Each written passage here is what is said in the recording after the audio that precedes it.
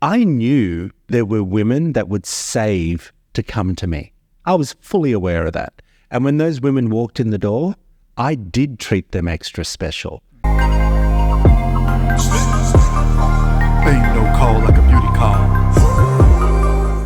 Welcome back, everybody, to the Beauty Calls podcast. This is our second ever episode, and we're excited to have a unique guest with us today. Unique because his experiences are varied and very interesting. His name is Troy Thompson. He's a once celebrity hairdresser, probably always will be, right?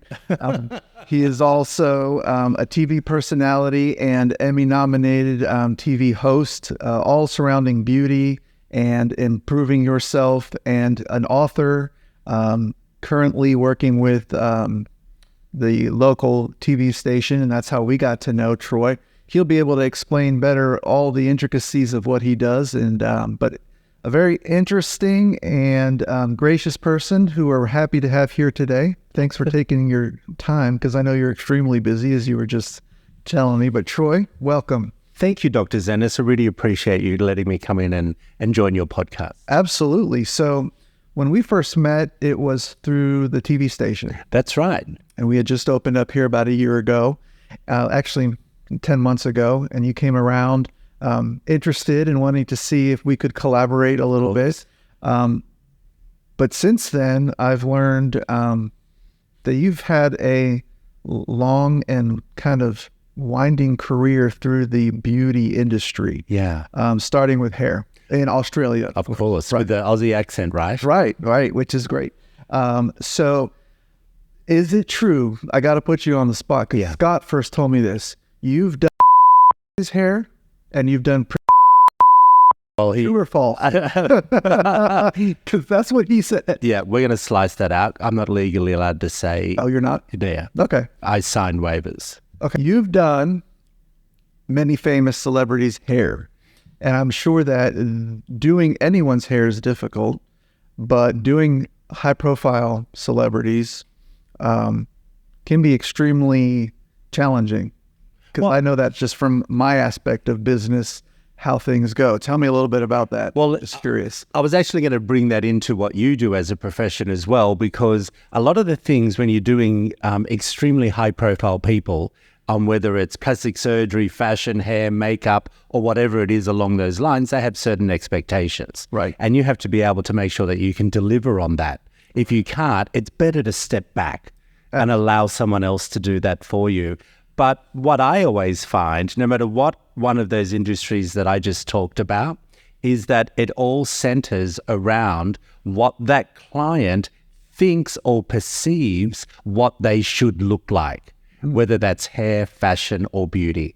So we have to be able to decipher that.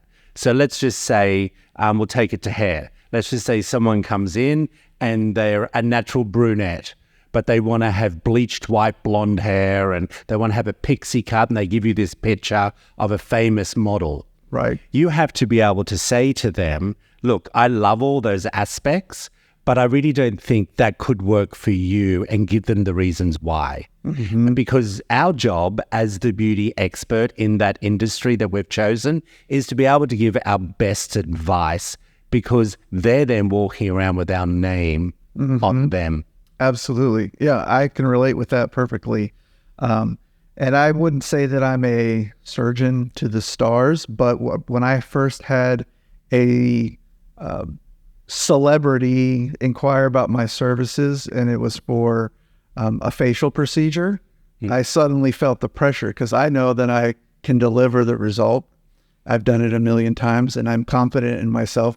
But when it's something that is elevated to almost a special opportunity to display your work, because that's what it is when you're dealing with it. It brings a different kind of pressure, but once again, you still would want to treat that individual the same as anyone else. So you give them your honest advice, you do what you would do to anyone, and it turned out great, and I'm happy with that. But I can understand what you're feeling and what you're describing. And we'll talk more about all of that. I think we can discuss lots of topics, but I was interested in your beginning with hair. and how you ended up kind of what you're doing now. I know that you spent some time in Utah and Kentucky doing TV shows, and so you're probably much more familiar to this video podcasting kind of endeavor that we're just starting out as. But there are lots of plastic surgeons who try to get involved in the TV business, right? Yeah. And I think that can be useful. I think that can be helpful, especially if you're trying to sell yourself. Tell me, have you had any encounters with cosmetic surgeons or cosmetic doctors through your TV experience? And what do you think about that? Because I have a follow-up question regarding social media and plastic surgery. Yeah, I think it's really important because we'll jump back a little bit and how I created my own TV show called The Younger You with Troy Thompson was from my book and radio show in Australia. But when I started my TV career in Utah 10 years ago, Salt Lake City, Utah, I discovered that it's the number one state for cosmetic procedures in America. So it was just a hand in hand that I created a TV show for that, where we followed the journey of patients either having full body lifts, hair transplants, facelifts, upper lifts, lower lifts, like you name it, I covered it. Right. And we filmed all the procedures. This was before the TV show called Botched. Oh, yeah. With the two doctors. I was out about a year before that. How about Extreme Makeovers? So I did a show in Australia which got me into TV full time called 10 Years Younger in 10 Days. That's right. And that was a crazy format where we actually did procedures and makeovers on people within 10 days and then put them back in a box and put them out in the public. And they had to choose and find out what age they thought that person was. But we tried to do things where we didn't cut the skin. Right. So, of course, you being a surgeon, you would understand that would be with fillers, hair, fashion, diet, all those sorts of things. It's interesting, the journey from where I started in Australia to go into full-time TV in America. And I seem to have now carved out this niche where I know a lot about the cosmetic procedure industry because for 2 years, every week, we had a half-hour show that discussed it. And what I do now in my business is I'm going into smaller businesses or plastic surgeons or medical industries and helping them grow. But I take my knowledge from me being in business to the knowledge that I've had from cosmetic procedures and things like that, and then help those businesses now. How exactly do you help them do that? Business planning, or is it TV advertising? Yeah, and here's the thing. When you have a business, the most important thing is you have to choose what you want out of that business. A lot of people assume that you can just open up a business and customers will come in. Well, that isn't always the case. You may be the best hairdresser, the best surgeon, the best person to make homemade sandwiches, whatever industry you've chosen to open a business in. It's not always just about doing advertising or TV or doing it on radio or doing digital. First of all, you have to have your marketing plan. And everyone seems to feel that they say, oh, yes, well, I've got a website. Well, that's not marketing. Right. That's your brand. Or a Facebook page. There are very many different elements that one must have. And you don't have to have the best location. I had my very first salon, let me tell you this, on top of a Chinese restaurant in Australia. And I was charging $35 a haircut. Wow. Within 2 years, I became the most expensive hairdresser in the country. And I was still on top of that Chinese restaurant. It's about how I chose to develop my brand. I can still stand on my brand from 10 years ago. And that's the important thing. So anyone who has a business, what is your brand? How are you going to develop that brand? And how do you do it? That's when marketing kicks in. Yeah, and I think that a lot of us think, and I know a lot of older surgeons prior to the whole social media age would believe, and I'm speaking for surgeons, that it applies to other businesses as well, right? Or practices.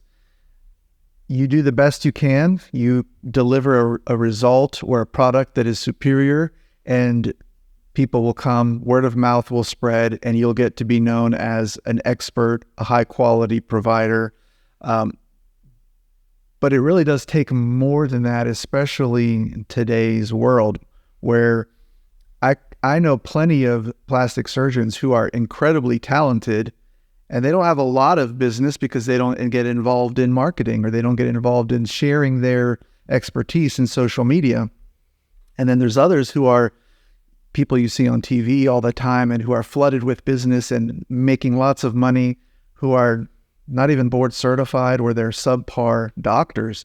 So it is about developing your brand. I think that's very true. But tell me about how you would walk the line between being a professional and also being a marketing guru or someone who can be trusted, not just as a gimmick. Yeah. In other words, social media celebrity who's not the real deal. Because a lot of people think, well, I'm not going to get involved in that because I'm a professional. I'm above that. But if you want people to come, they got to know about you. Well, look, here's the most important thing. I said the first three things in business. Open your doors, know what you're going to do, how you're going to build your brand, and then you can proceed to be as successful as you want to be. When you decide on the branding, then you have to decide who are the people that you're going to bring in. Mm-hmm. Everyone in the world right now thinks they're a social media expert. Everyone thinks you can just put a post on Instagram, do a nice pretty picture, do those amazing blurbs over them, do the right hashtags, and you're Bob's the uncle. It doesn't work that way. So if you decide to, let's just go back to your business, if you want to decide to do Botox, okay, that really is no point in promoting that for a visual medium. Because if you took a picture of it, it shows nothing. But if you did a video, the video is of them doing the up and down with their eyes and frowning. And then you can get them back 2 to 3 weeks later and do the same exact video to show what it looks like 2 weeks later. Okay? That is a marketing campaign. That's how you show people in your medium what it is that you do. You know that when you show a facelift before and after, people love to see that because they go, dang, my eyes look like that. I could look like this too. So when you're a business owner and you decide to go down the road of marketing in social media, you have to be very clear on what it is that you want to market and how you're going to do that. If you just want to do paid search or, SEO, SEM type of thing, or build a new website and put all the tactics on that, that's a different kettle of fish. There are incredible experts that know how to do that. But you have to choose social media with people that know what they're doing. And just because someone says that they're an influencer and have 10,000 followers doesn't mean they're the right influencer for your business. Someone just asked me recently if I think that this particular person in this market here would be a good influencer for them. And I said, why do you feel that's the case? And they said, well, she came to me and she told me she had this many followers and she would like these procedures done for free and she'll promote this business. Sure. And I said, well, that's great. I said, if you feel that your value of what you're about to give to this person is worthy of those 10,000 viewers, that 10,000 followers that she has, how do you know they're all real? Have you gone through all her posts that she puts up? And have you seen how many people like or comment? That's the difference of a true influencer. That's very true. And how much that can translate into business for you. Yeah, of course. Listen, if you're going to be doing a breast augmentation, like that's going to start off at 5,000 and could go up to 15. So if someone's going to come in and say that, oh, look, I'm a local celebrity and I'd like a breast augmentation done, well, yeah, that's your choice. You can go ahead and do it. But don't be disappointed if you don't get the results you think you're going to get. Since we're on the topic of marketing and social media, I'm assuming that when you became the top hairdresser, top salon in Australia, entire country, on top of the Chinese restaurant, on top of, and that was, I ended up moving, but that's where it all started. I'm going to be honest with you. Well, my question is, how did you accomplish that then, and how would it be different if you were starting today with opening your salon on top of the Chinese? It's a lot different now because you have to remember, I was in that Chinese restaurant salon upstairs in 2001. Facebook, I don't believe had started. So we had no Instagram, and I don't think we had Twitter. I remember going back recently and I saw an original Facebook page, and I can't remember the date, but I think it was 2004 or something like that. The only thing that I did differently back then, I targeted the clientele that I wanted. I knew I needed an upmarket clientele to be able to get to the dreams that I wanted out of my business and my lifestyle. That's the important thing. So I made sure that I was at the opening of every event in town.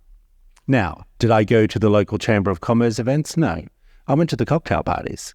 I went to the opening of Louis Vuitton. I went to the opening of Gucci. I found out who the marketing person was. I sent them a bunch of flowers. I said, hey, I'd love to come to your event next Wednesday night.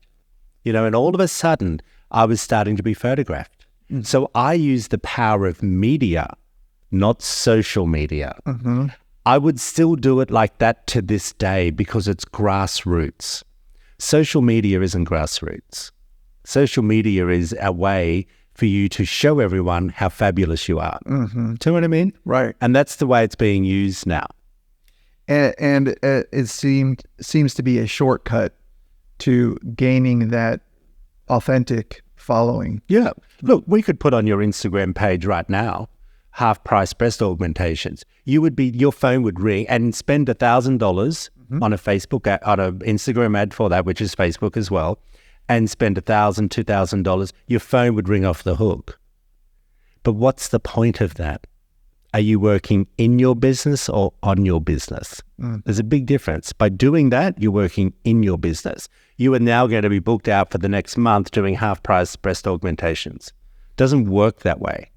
Yeah, and it definitely, when you commoditize it like that, it devalues a lot of what you do as a physician or as a hairstylist or as a trainer, but also as an expert in your field, and that's another thing. I'm not a marketing person, but I know that deeply discounting your product is a quick way to devalue it in the eyes of the public.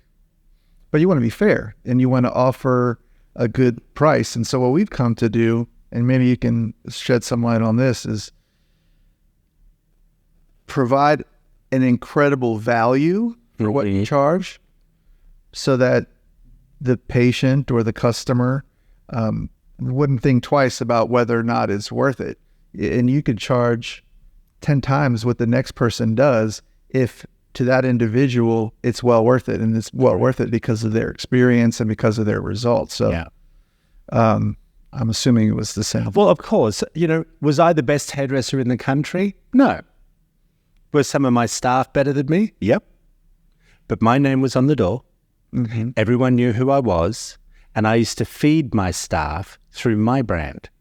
Okay, and that was the important thing. I knew there were women that would save to come to me. I was fully aware of that. And when those women walked in the door, I did treat them extra special because I knew it was a privilege for me to be able to look after them. For a regular, normal, everyday housewife who maybe worked 9 to 5, had a couple of kids, that knew to book me, just to book me was $150. Then your haircut was $250.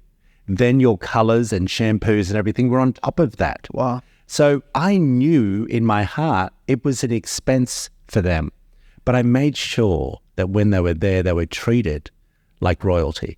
Now, it didn't mean I didn't treat the wealthy women any worse.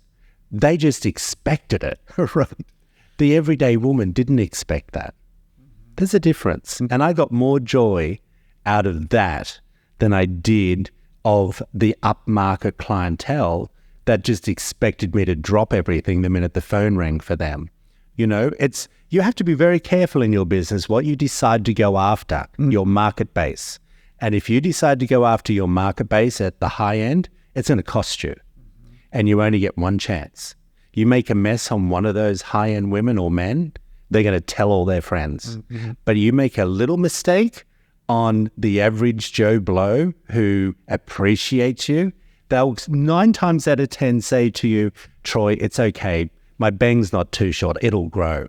Right. On one of the other women, they'd have a meltdown. Yeah. You know? Well, yeah, absolutely. I know. And it's a delicate business. And you mentioned other stylists that you employed. Yeah, of course. How many did you have at one time? In my main salon, there was 8. And so you had a satellite. Yeah, we had 5 different locations. I've often wondered about how when you are your brand, you try to develop a brand that could potentially function outside of you, right? That represents your values and your product and your quality. How can you have multiple locations and ensure that there is this brand integrity, number one, and number two, does it start to dilute the power of Troy Thompson hair when there's multiple people, all different names, working under you? Well, and we had a price structure tier. So you have to remember in Australia, it takes 4 years to become a hairdresser. In America, it's 1 year. Wow. So the training that goes into hairdressers in America in the beauty industry is a lot more intense. And so the expectations are much higher. Now, if you went to just cuts or quick cuts or whatever, you're getting a $15 haircut, right? You don't even get a shampoo, So people knew that when you walked into one of my shops, if I wasn't there, you were still getting the same service. You were still getting the same hot towel wrap. You were still getting your hands massaged at the basin. That was part of my ethos. And that's important. I keep going back to what it is you want out of your business. And in America, most salons rent out their chairs. In Australia, it doesn't happen that way. You work for the employer. So you get paid a salary. So it's slightly different. And they get paid a higher salary than what they do in America. And we don't tip. So the prices are higher. That makes sense. Yeah. So, and then from there to your show, and that's when you started to learn more about the broader beauty business, right? Oh, the funny thing is I was blessed to have local celebrity clients who were hosts of TV shows. And then I would start doing the rounds of all the morning shows. I would talk about Oscar hair, Oscar makeup, do makeovers off the street, would pull someone from the street and do hair and makeup the whole time live while the show's happening. Okay, a bit like that whole Oprah thing. Let's bring out this new person. So when I started doing that, I started to become more and more well-known. Okay, I ended up with a particular client who was a very well-known celebrity / television radio host. And she asked me to become part of this particular TV show, which was on prime time. It was on for 7 weeks, but took a year to film because it was 10 years younger in 10 days, where we had brothers and sisters or husband, wives, that type of thing. And I said to my marketing team, this is going to be on air between 7 and 8 weeks, prime time. I need to capitalize on this. This is a once-in-a-lifetime opportunity. It's not going to come back to me. So we came up with a marketing campaign around me being on television for my business. After all that happened, okay, I won't be pretentious and tell you the increase of dollar value, but it was quite significant whilst I was on TV, prime time.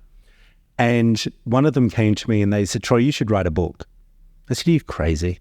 I said, I'm flat out writing an email, and I'm a dreadful speller, And they said, no, you should write a book. And I said, what about? And they said, everything that you talk about on a daily basis. And I talk about beauty. That's what I did every day, all day.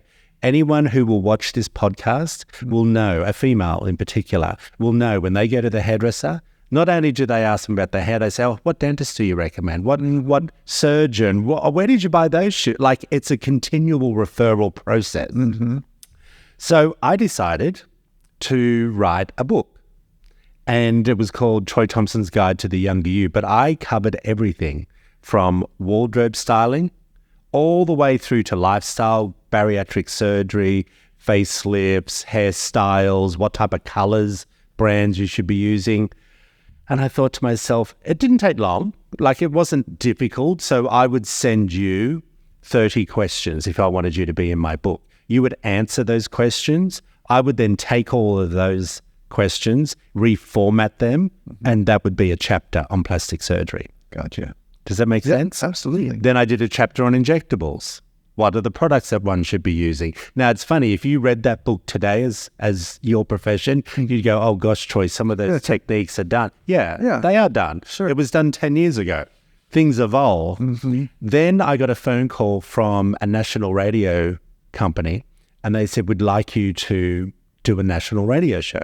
So you got to remember, this all started on top of a Chinese restaurant. But all this journey that I've been talking about right now was part of my vision. Does that make sense? Absolutely. I followed. Now, did I fall off every now and then? Oh, yes. I made plenty of mistakes. Plenty. And that's okay. You can get up. I made a mistake before I walked in here today. You know, I have to be able to pick myself up and keep moving. And that's a successful business person. So I started this radio show, and I thought, how do I talk beauty on radio? Podcasts weren't really happening. Right. So I'm in a visual medium. That's what my job is. How do I talk about that on radio with no visuals? I then got guests in, just like you're doing with me now, and talked about their stories. But I would then call the marketing director of L'Oreal, the marketing director of Shiseido, the marketing director of Ultraceuticals, and I'd bring them in. But I would ask them questions that the average Joe Blow does, because I get my questions at that time from the women that I was looking after. I'm no expert doctor. I just happen to know a lot about a lot of stuff, but I say I know 5 minutes worth of conversation about each topic. Because someone said to me when I started in TV in America, they said, you're an expert for 3 minutes and then you go to break and you know nothing. And I thought, she's right. She's completely right. The things that I ask on air on a daily basis, that's normally a 3.5 minute segment. After that, I've forgotten what I just interviewed about and I'm talking about the next thing. You know, you have to continually move. So when I was doing the radio show, I was like, okay, let's rock and roll. So I went from hairdresser to TV host to television to radio, best-selling author. I pre-sold 10,000 copies of my book before I went to print. I then had a national radio show and I was still doing hair. Wow. You know, I never gave up my salons. Why would I? Because that's my bread and butter. Yeah. And I would have people fly in from other states. And I don't mean like we're in North Carolina now. I don't mean from South Carolina. I mean from people from here to LA who would fly to me, book an appointment, fly in and spend the day at the salon and then get on a plane and go home. But they were the people that were saving to come and see me. So all of those marketing things that I talk about built my brand. And that's the hair brand, Troy Thompson Hairdressing. You know, even when I decided to move to America, I still owned those salons for 3 years. I financed my staff into them. They could not change the brand until they paid for everything. Because if anything ever happened, I could walk back into those stores and reactivate. And you have to have an exit plan in your business. You know, they're the keys that I've been taught by talking to successful business people. I will say this about business. If you're going to open a business and you decide just to know all about your business and not take advice from other business people, you will fail. You need mentors. You need, and I don't talk about your accountant. I talk about listening to TED Talks now. I mean, you will learn something from me today. I will learn something from you. Maybe we could, if I find something interesting, I can pick up the phone. I can say, hey, doctor, I really liked what you said in the podcast. Can you explain that a little bit more? Take it, keep it, and then use it one day. People don't do that. People think they know it all. I don't know it all. Yeah. You know, I learned, you asked me before we started how I decided to start with this podcast thing. Really, it's just because I said I love listening to them. I love watching them. And I'll admit, I'm a little bit of a YouTube junkie, because not for entertainment, although there's nothing wrong with that, but there's so much knowledge out there that people are willing to openly share for free. And I've learned over the past several years so much about other industries, other fields, and even how to become better at my own, just by listening to people talk about their experiences. It's a way to know a lot of people without really knowing them. And so I think that what you said makes a lot of sense. Picking up tidbits and being open to learning from various other fields, and they apply. And what's useful you keep, what's not useful you can disregard. So certainly you give me the impression that more than anything, you've ended up being an entrepreneur and a business professional, and they all kind of meld. Oh, and I hope so. And, you know, most people would say to me now, why did you go from hair to books to radio to being on air talent? And now I've gone into management in TV. The reason why I've chosen that is because I get to meet people like you, and I know I can make a difference in their business. So people say, oh, Troy's now in TV sales. Well, yeah, I am. But we have such a big digital brand presence that's what does it for businesses. Okay, having a combination. And I love the fact I didn't have to be doing hair to be successful. I don't have to be writing books to be successful. What does your success mean to you? My success right now at this stage in my life is I want to make sure that you are getting your success. And I'm going to make sure that I can help you get there. And I just had a meeting with another doctor, not in plastic surgery. And for 4 weeks, I've been coming up with a whole plan for him.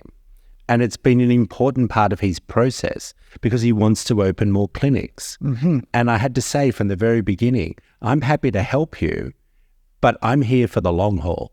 If you want someone just for 3 months, you should do this yourself because you need to work on your business, not in your business. And he didn't know what I meant by that.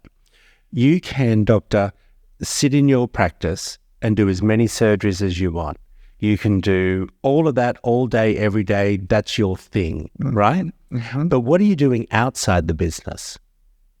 Are you enjoying your life or are you working on the business? If you have an opportunity to work on your business, you will have, as I said in one of my statements, a QEL, a quiet, elevated life, where you don't have to work 7 days a week or 6 days. You could work 4 days and have a productive team around you where you can have the QEL because you're the person that's putting in the money. Your staff aren't.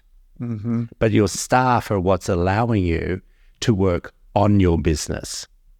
Absolutely. And when you work for your business, you're essentially an employee of your own business. Yeah. And a slave to the business. To the grind. To the grind. You know more than anyone just what it's like. And you don't want to work for money, right? You want to work for freedom. And I think, what does freedom take? What do you need to do so you can have freedom? Well, you need to have a plan. Yeah. And you need to have a vision, as you said, of what does that mean for you as a person.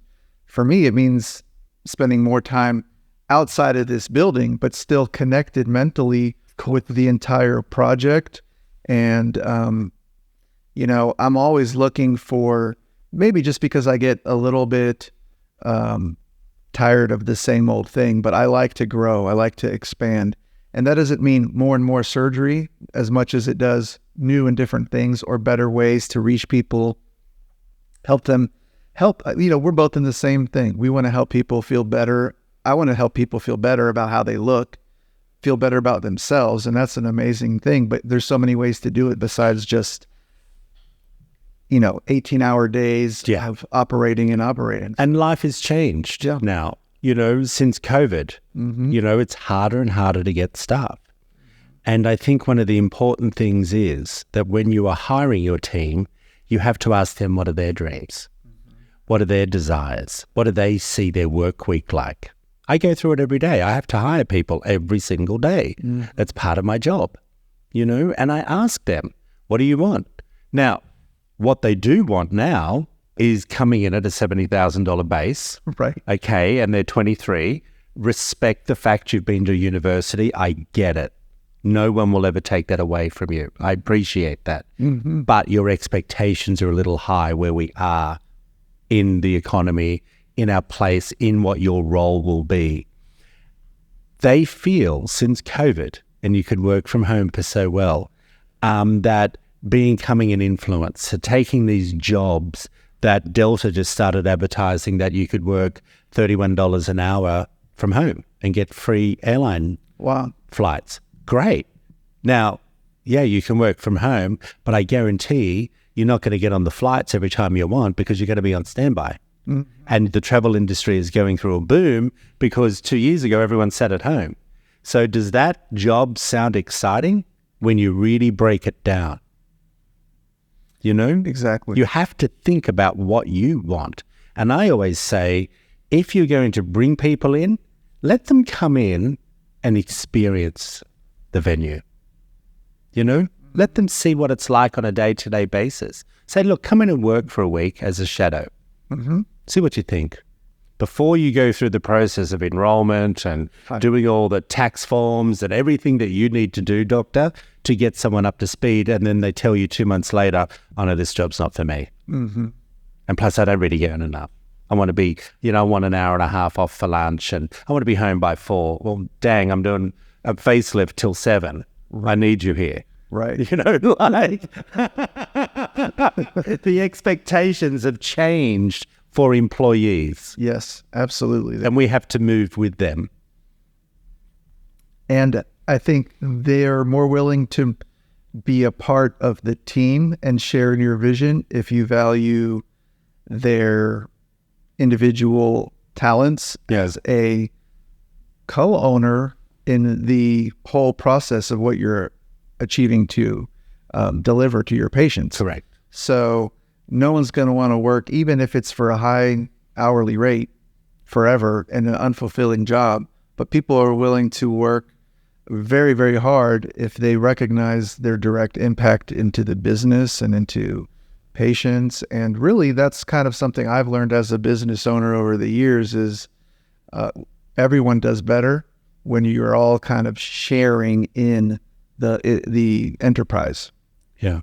And I think after many years of trying to do it all on my own, I realized how much better everyone does, including myself, when you have talented people around who are working with you, nurse injectors, of course, laser operators, and to be honest, on Fridays now, I do virtual consultations online through Zoom so I can reach people outside of the area, outside of the state. And so I'm in my office doing that. And then I do things like, business administration, and then get to do interviews and meet people and talk with them like you.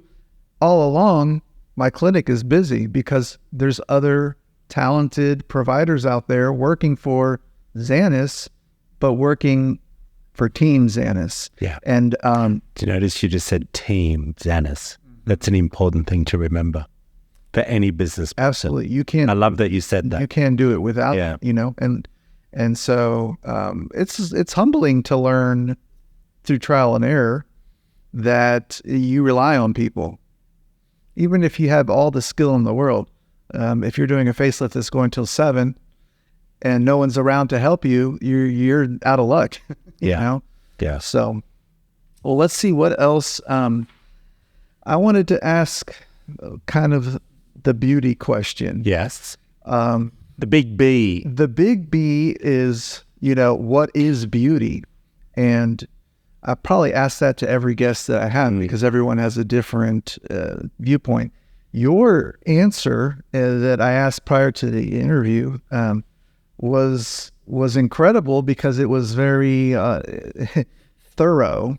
But I want to kind of break. Do you like it? I liked it. Yeah, I liked it, and I had some of it made me question what you meant. Okay. But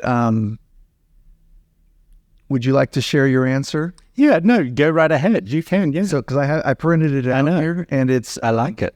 So you said that you think of beauty as a combination of qualities, such as confidence, poise, joy, patience, truthfulness, kindness, persistence, and loyalty.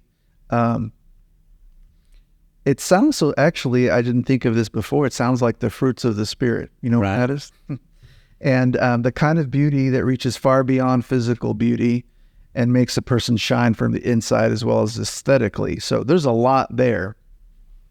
But don't all of those things relate to beauty? Oh, 100%. And I want to hear more of your insight. But the superficial one is what you see on the outside. Of course. And so we're talking about a person, or we can talk about a work of art or a building or anything.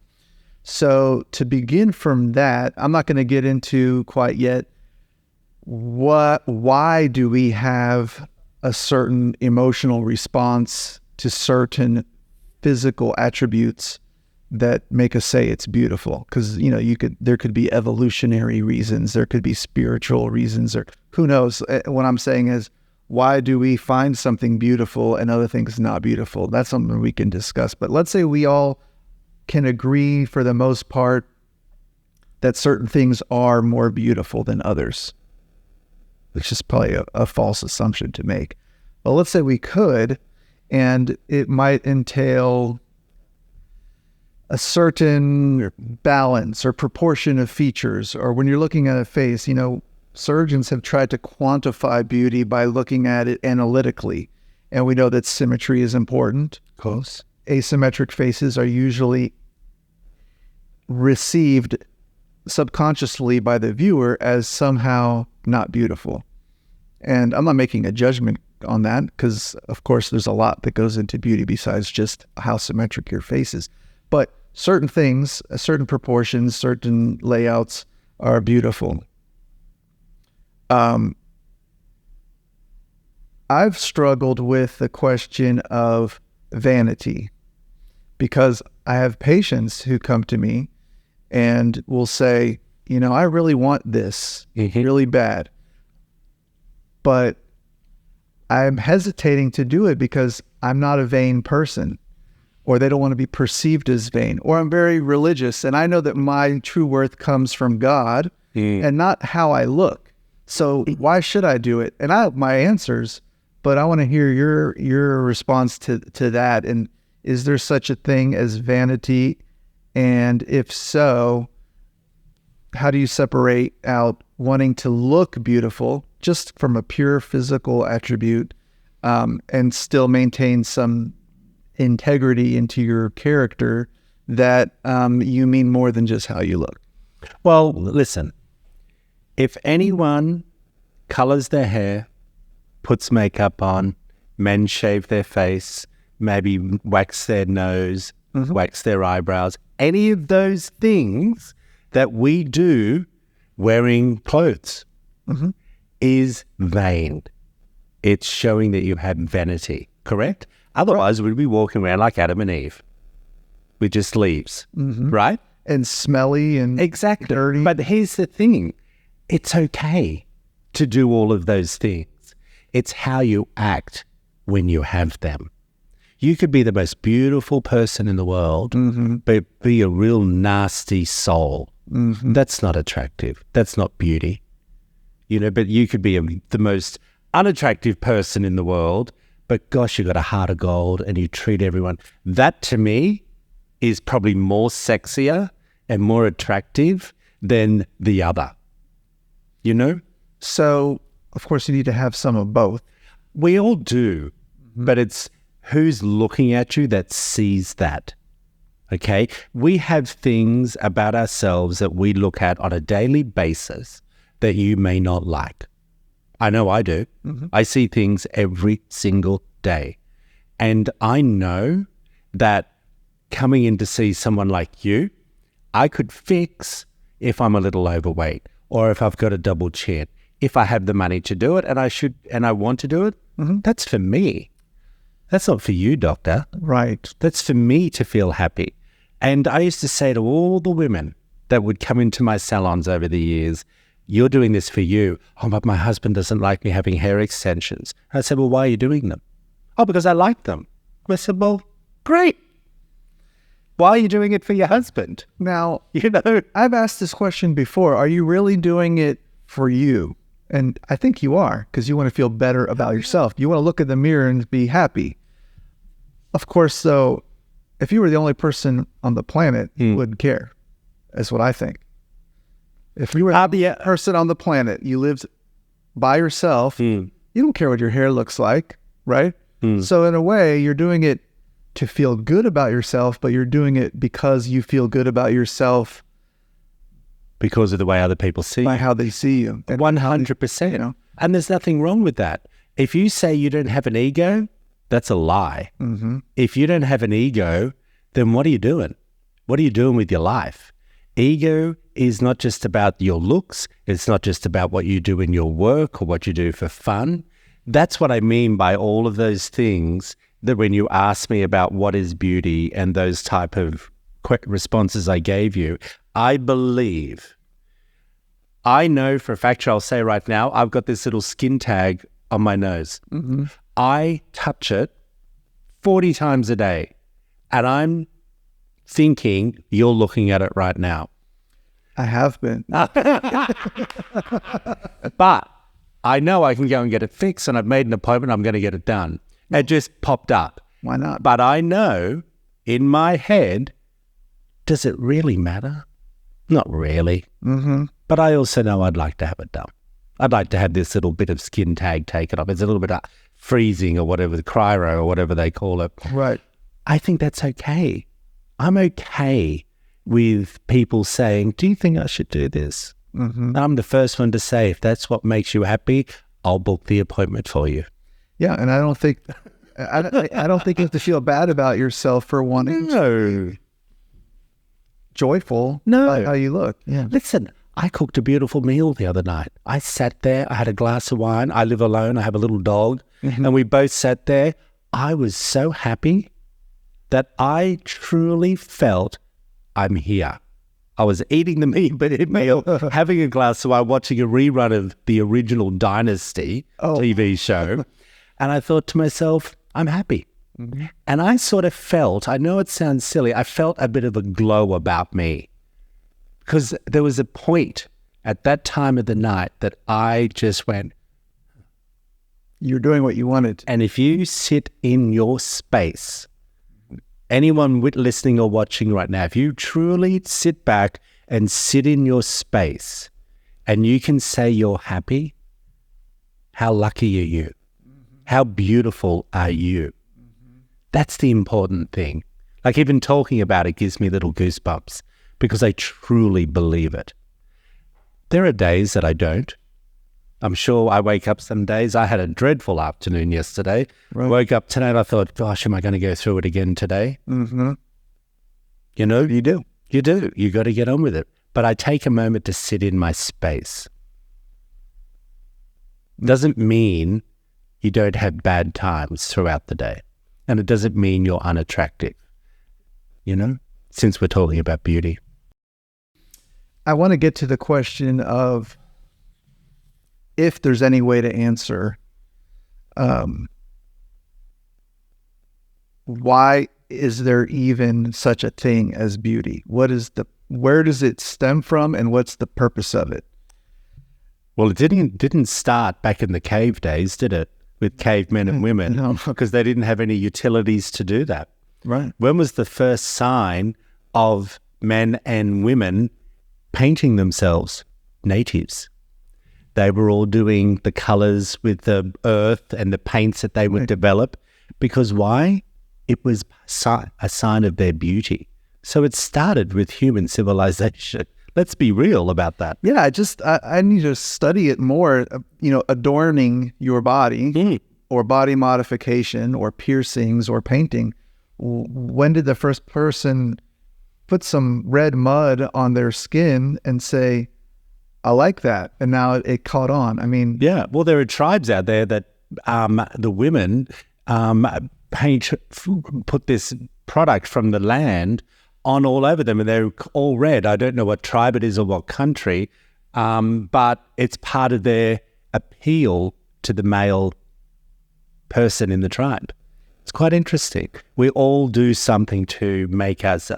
Did you wake up this morning and put deodorant on? Yeah. Why? Because you want other people to...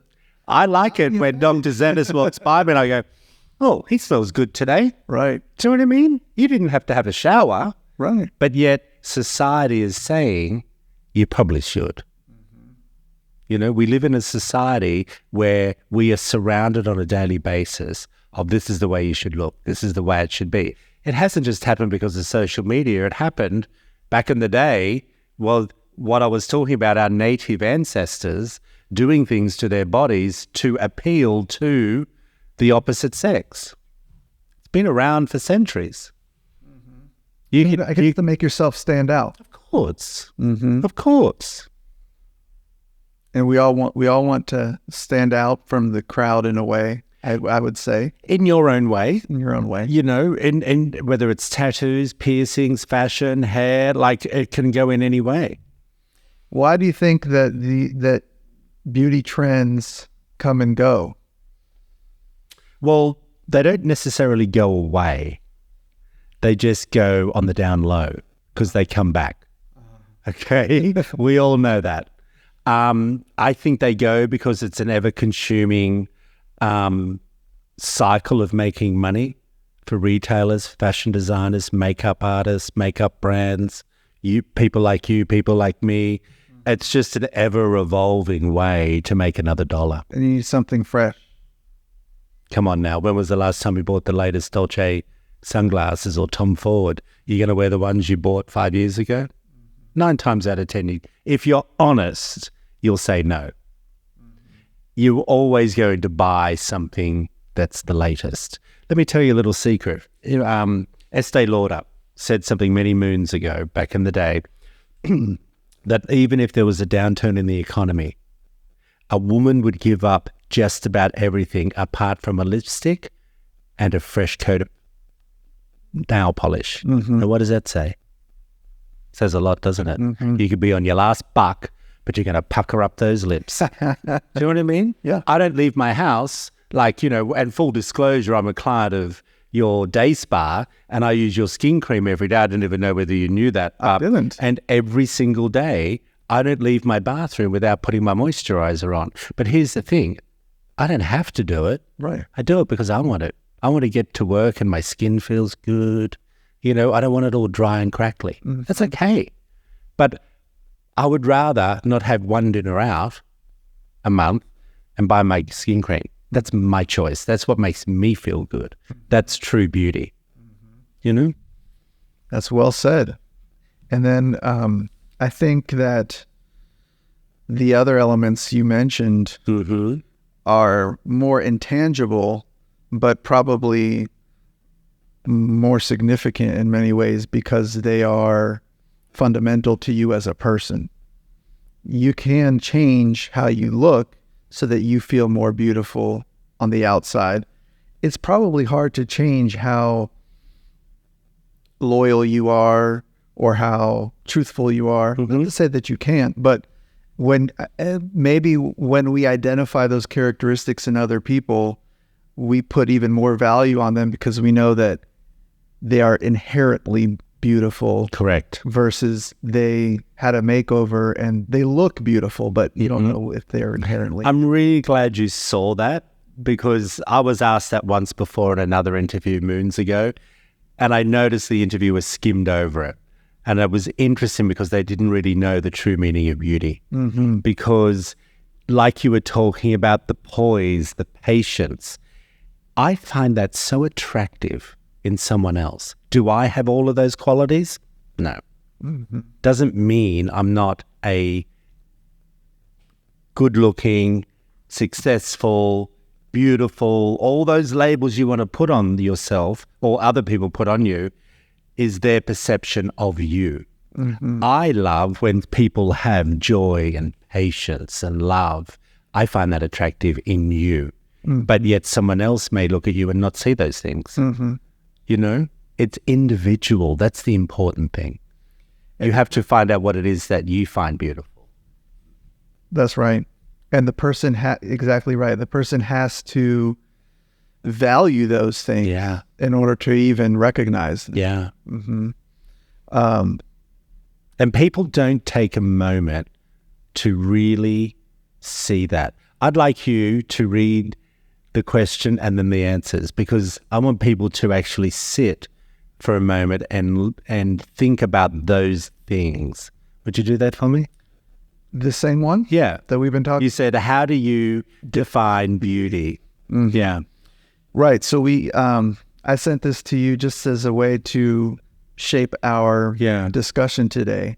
And that's kind of the hardest question. And I think your best answer. How do you define beauty?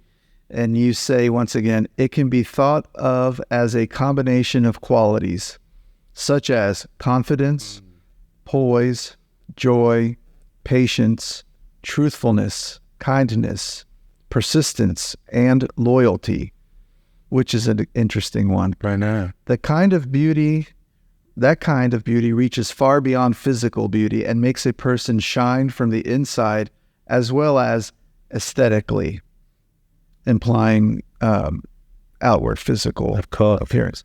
So, like, I just hear that again, even though I wrote it, it still makes me think about things. It's thought-provoking on how I'm looking at you right now. Mm-hmm. You know? And how are you seeing me when you read that? Absolutely. Well, I absolutely. I think I'm a person who values all of these characteristics. I think most people do. And so when you hear someone use those traits in their very definition of beauty, it makes you look at that person more favorably, because you're putting your true stock in meaningful things. It doesn't mean that the aesthetic outward things aren't meaningful or also important to you. Like you said, you want to look good, you want your hair to be nice. But if you gave an answer that was purely skin deep, I think it has a whole lot less meaning to it, because we all know that that's just a really tiny part of what makes someone beautiful. Yeah. Or I also think that patients who come to me and they say, I've always hated this about my face and I want you to help me fix it, and after that, everything will be great. That's a little bit of a red flag, right? Because you know that taking the skin tag off of your nose might make you happier, but it's not going to make everything right. So that's just that I see it every day. But that's a little bit of a warning sign that there are other areas in your life beyond the skin that need work. Yeah. And the easy solution is to address the one that you can go to someone like us and pay, and then they'll fix it. Yeah. So, but no matter how good you look on the outside, whatever that means to you, you'll always find a void because the other characteristics are not there. And so that's when you get into people who are never satisfied with their appearance, and they're always chasing something and wanting to do more and more. They'll never be happy. And the hard thing for me and for anyone in the beauty industry is, well, how do you help those people truly? How do you address someone's physical needs, but recognize that psychologically they might not ever be satisfied? Are you really doing them a service? I'm not a psychiatrist, but I tell people the truth. And when they ask me, can you make this look better, or can you make it look the way I want it to look? Yeah. Because better is subjective. Can you make the hump in my nose smaller? Absolutely. Yep. I do it all the time. It's easy to do. The question for you is, what will that mean to you? How will it affect your life? It may not have the impact that you're expecting, or maybe it will be amazing and revolutionary, but you need to look at things honestly for yourself. I'm really glad you brought that part up of your statement, because one of the things I used to ask the plastic surgeons on my TV shows is, when do you know that you shouldn't be operating on a patient? When do you know that that patient is truly having all of these procedures because of her mental state or his mental state. Do you ever think about that, or do you just say yes? And a couple of them said yes, but the ones that I thought would think deeper about it started coming back to me and saying, you're right, Troy. You know, when people have multiple procedures over many years, what's the true reason why they're doing it? And sometimes one of the doctors said, you actually did me out of some money, Troy, because I started asking these questions to some of the patients. Why do you want this? What is the need when you say your husband doesn't know you're here? Like, you know, they're the conversations you have in your industry, especially because once someone has a facelift, it's done. You can't put the skin back on, right? No, you cannot. And So it's a lot to do with mental state of how you see yourself, whether you feel beautiful or not. And I am the first one to tell you, you know, since I've moved to the fabulous state of North Carolina, the food's got to me and I've put on a few little pounds, but I'm vain about that. But I also know I could go to the gym. I could do intermittent fasting. I could maybe have a little bit of lipo if I want to. Do you know what I mean? Absolutely. I know my options. But at this point, at this time of the day with you right now, I'm okay. But if I choose to go to the gym on Monday, that's because it's ready for me. I'm not doing it because I want to impress someone down the street. It's all about my beauty. right. Well, let me answer the question that you asked, because it might seem very simplified, but I learned this maybe 20 years ago, I think as a medical student. I read it in a book by a rhinoplasty doctor. Yep. He was trying to address that very question. And of course, like any good doctor, made a graph. And it was just a little, you know, I won't draw it, but to show you a graph. And on the y-axis, it had patients' perceived deformity. And on the x-axis was their actual deformity based on your assessment. Okay? So if someone perceives that they have you could say nose, you could say anything else, you could say love handles, things that people don't like. I have the worst, ugliest nose in the world, and I hate it. It drives me crazy. I can't even look in the mirror. Yeah. And my relationships suffer because I don't want to take photos with any of my partners, etc. And then you look at that person's nose and you assess it and compare it to the average standard nose. It's just horrible. Yeah. It's huge. It's bent. It's crooked. It's got warts on it. You know, you can help that person. And on this little chart, they're up here because they've got a big problem and they perceive it as a big problem. And then there's the other end of the spectrum where they have a little problem and they think they have a little problem. Okay, we're on the same page. It's when there is a disparity in the reality as you perceive it and their degree of a perceived deformity. When someone says to me, I have this nose, and you look at it and it's almost perfect, then you should know immediately, no operation. Because it is so great of a difference. You're here and they're here. The higher you are on the wrong side of that curve, the more likely you are to end up in trouble. A patient who's unhappy, a patient who keeps coming back for more and more and more. And it's not worth it for the money because ultimately you're going to lose. One unhappy patient is not worth the amount of money that they've. Right. It's really not. And also risk, complications. You know, everyone talks about Michael Jackson when nose surgery gone wrong is discussed. But the reason that happened to Michael Jackson, and I don't want to, bring up his name as a martyr for bad noses, but because Michael Jackson was great. But people looked at Michael Jackson's nose and they looked at other celebrities' noses because they're out there. They're on the TV, they're on the magazine covers. And when they see something that is an end stage nose that's not recoverable, you can't put the skin back on a facelift, like you said. Why did that happen? Someone who's so wealthy and famous end up in that position is because there are people who couldn't say no to him. Mm-hmm. And saying no is incredibly hard, especially when you really feel compassion towards a patient and you know they're suffering and you know they hate what they see and they want your help, but either the reasons are wrong or there's really not enough you can do to help. When you say no, it's super challenging because most of the time you're disappointing someone, at least in the short term. So knowing when to say no as a plastic surgeon is probably the hardest thing to learn and something that can only come with experience. Because when you start out, you don't have no patience, you have no money.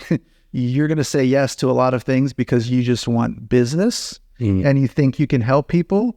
But then you realize, oh, that's not the way that it really works. I'm not only not helping them, I'm also creating bad business because unhappy patients means bad business. Yeah. So anyways, that's a long answer, but I'm sure you've experienced, if someone came and asked you to do something that was against your aesthetic judgment. I'd do it now. If you asked me to do your business marketing, I would recommend things for you. But then if you said you wanted to do something in particular, I'd say, well, that's great, but what's the purpose of that? Right. And I don't think that's right for you. I don't think that's where you should be spending your money. And you don't want to just attached to it either. No, and I just lost money from saying no to you, but I'm okay with that. Right. I'm okay with the no. If you're comfortable with the no, you're going to have a good life. That's right. Be comfortable with the no. Be comfortable with the no. I appreciate you. I appreciate you, and I thank you for all your time. And I think we just scratched the surface, but people hopefully will watch this and learn a little bit more about Troy. Yeah. There's a lot more, I'm sure there's and to be very honest, just to this mild little quick discussion, you've made me want to work with you more and see how we could collaborate. Yeah. Because you have not only marketing expertise, but specific to my industry, which is cool because you understand things that... Listen, you don't think I don't sit over in your day spa? I have an appointment tomorrow for a facial.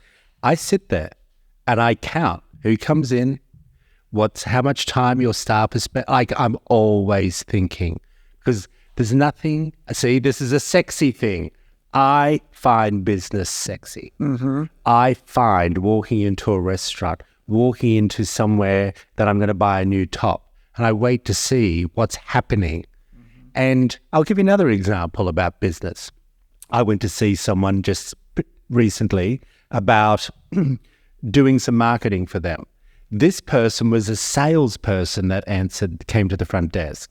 I started talking to him, never even knew who they were. Mm-hmm. So I said to him, hey, I want to speak to the owner or the marketing manager. And they said, oh, they're unavailable. Are you here to sell something? I said, well, yes. But I said, I'd love to sit down and have a discussion about your business and what your thoughts are and what your plans are. This salesperson who is employed by the owner, who I wanted to talk to, informed me, okay, now he didn't know what I was there selling, right, for me. He then said to me, well, you don't know what I'm up against, Troy. I said, what do you mean? And I was a bit taken aback. And he said, well, yeah, the boss is never going to let you have a conversation. He's not interested in anything. And I said, right. I said, what do you do here? He said, I'm in sales. I said, fabulous. So I said, you expect the phone to ring, right? And he said, yes. I said, and that's how you get paid? He said, yes. So I said, you would like me to buy an air conditioning service? He said, yes. I said, well, how would your boss feel who put all this money into this business like to hear that you said no to someone that could help your boss get sales to pay your salary? Mm-hmm. And he just looked at me and he said, you're right. So when you put it around that way, mm-hmm. I find that sexy. Mm-hmm. That's my mojo. Mm-hmm. That's what I enjoy. Business. And also, it's sexy or it's exciting trying It's like the hunt. the hunt. So that's what I was going to say. To figure out how you can go beyond and get better and grow something unique, but it is a hunt because it's not really about the dollars. At some point, it's just about the pursuit. Yeah. And doing what you enjoy, but looking for new ways to become better at it, become number one. Yeah. And I guess it's like athletes. You want to be the best, and you're not happy until you've repeatedly become the best. Right. In no matter what you do. My nonna said to me, she said, my darling son, nonna being Italian for grandmother. Are you Italian? Italiano background. My nonna said to me, darling, no matter what you want to do in life, be the best at it. Mm-hmm. And she said, I don't care whether you get a university degree. I don't care if you're the garbage man, but you got to be the best garbage man. Mm-hmm. It's always stuck in my mind. I look at my brothers and sisters and what they're doing. Is it a profession that I want? No, but they try to be the best at it. And that's all you should worry about. If you want to coast along in life, don't expect life to give you much back. Mm-hmm. But that's your choice. We are the master of our own destinies. And on that, I have to go be great somewhere else. Thank you very much. Thank you so much.